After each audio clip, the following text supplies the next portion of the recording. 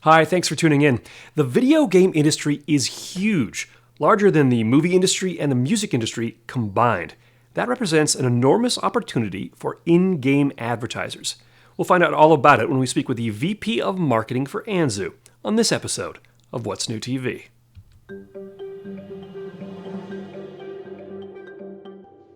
Natalia, thank you so much for joining us on the show. Thank you for having me, Jeremy. Absolutely. So let's start off with some of these numbers, because from my understanding is they are incredible. They're really far beyond what I'm guessing most people would imagine when it comes to gaming, the size of the audience, etc. Fill us in, would you? Absolutely, with pleasure. That's true. Gaming is a huge industry. It's actually already bigger than the music and the movie industries combined. And at the moment, it has around 2.7 billion people around the world. So just imagine, every third person actually plays games. That's It's incredible. I'm massive. sorry, I got to stop you there for 1 second. You're saying it's bigger than the movie industry and the music industry combined, 2.7 billion people watching, 1 in 3 people playing games. That's unbelievable. Sorry to interrupt you. I just want to make sure that everyone hears that because those numbers really are astronomical, and of course, it's just growing incredibly fast. Please go ahead. Yeah, that's true. And that's actually a surprise that a lot of people have, not only you, when they hear about gaming, since a lot of them still think that gaming is niche. No, it's a huge industry. It's growing year over year, and at the moment, it amounts to over $160 billion. Wow. That's quite an opportunity for companies, for businesses, service providers who are trying to connect with people. And of course, I'm certain that there are all sorts of analytics for targeting your audience. Maybe you could touch on that a little bit. Let's say I'm a new business, we're just a startup, we're really looking to target. What are some of the opportunities out there for targeting our audience? And maybe before you answer that, I want to touch on the idea that, of course, part of the many misconceptions that people are under is that players are mostly in their 20s or late teens, mostly male, mostly social misfits living in their parents' basement. That, of course, is not even close to the reality. Maybe you could first start with that. Sure. So let me debunk all the myths first and then talk about targeting because both things are connected. Right. One of the biggest misconceptions is that only teenage boys play games, and it's far away from being true. Actually, 50% of gamers are females, and over 70% of gamers are over 18. And the average gamer is about 34 years old, which means that they are postgraduates, they have a purchase power. They already understand what they like and what they don't like, and it gives many more opportunities to advertisers they can think about. Another misconception is that gaming is solitary. It's not true. And the recent Travis Scott's performance inside Fortnite is a great example because his series of shows attract around 28 million people. So Wow, it's not 28 million people. great. I mean those numbers eclipse any show on television right now. I'm pretty sure that eclipses even major sporting events like the Super Bowl. That's those are phenomenal numbers. Go ahead.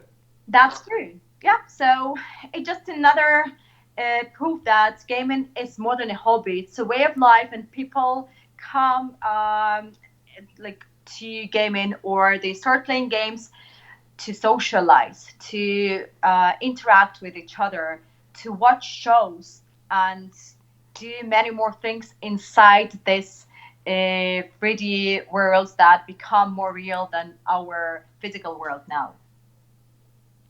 One of the other things that is becoming more and more obvious to potential advertisers, I would imagine, is that unlike a television show that might have a 30-second spot in it, people are spending hours and hours and hours playing games. So the potential potency of reach is got to be higher. I would guess. Is that correct?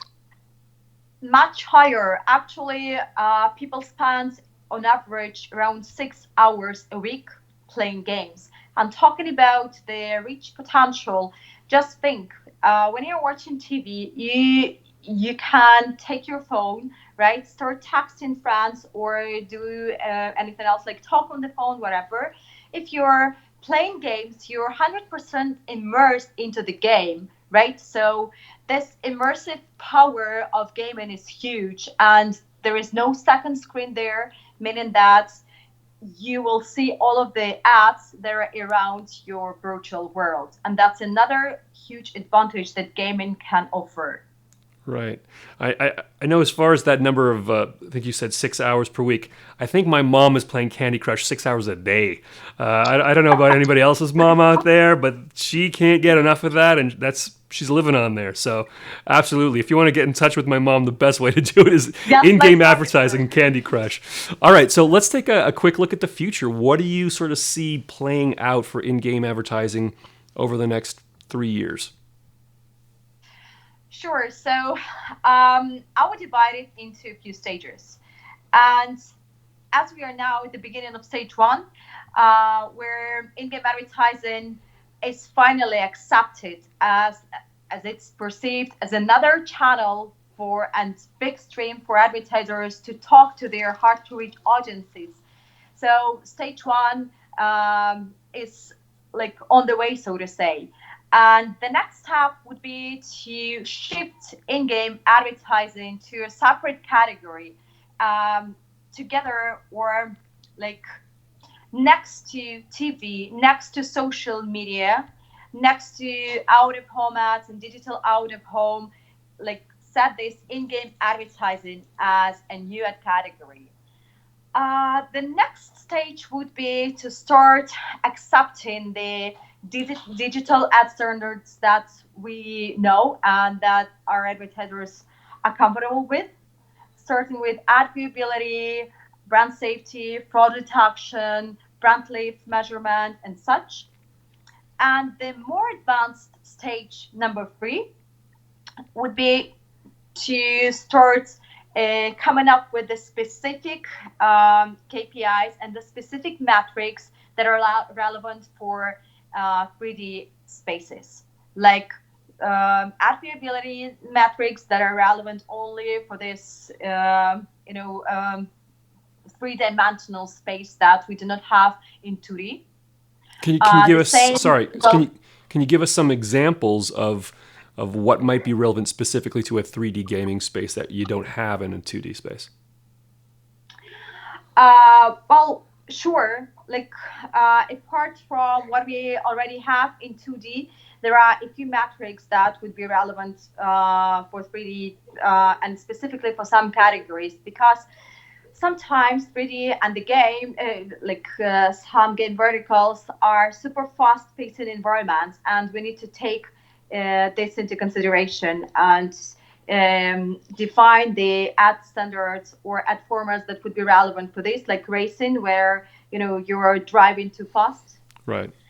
And we have we don't have such angles in 2D as we have in 3D because you can move in 3 dimensions, right? Right. And we also need to keep it in mind when we talk about ad viewability in 3D ad space.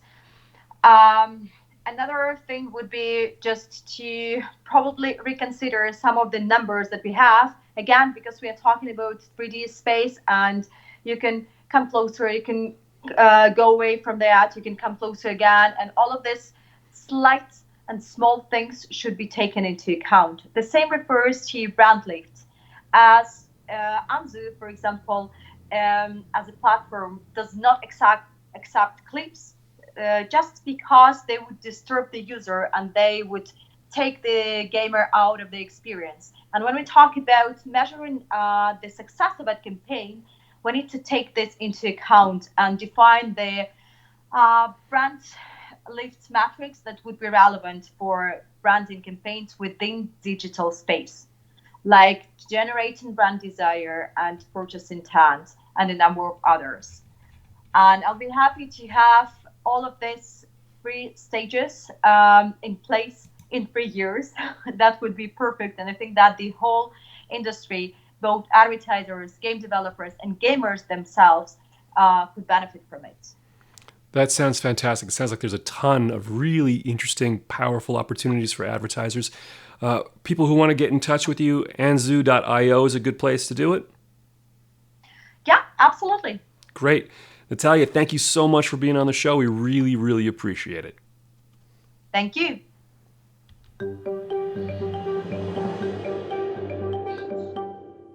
And thanks to all of you for watching. We certainly appreciate that as well. If you like the show, please let us know. Like, share, and subscribe. Don't forget to hit that bell so you get notified of all of our upcoming episodes.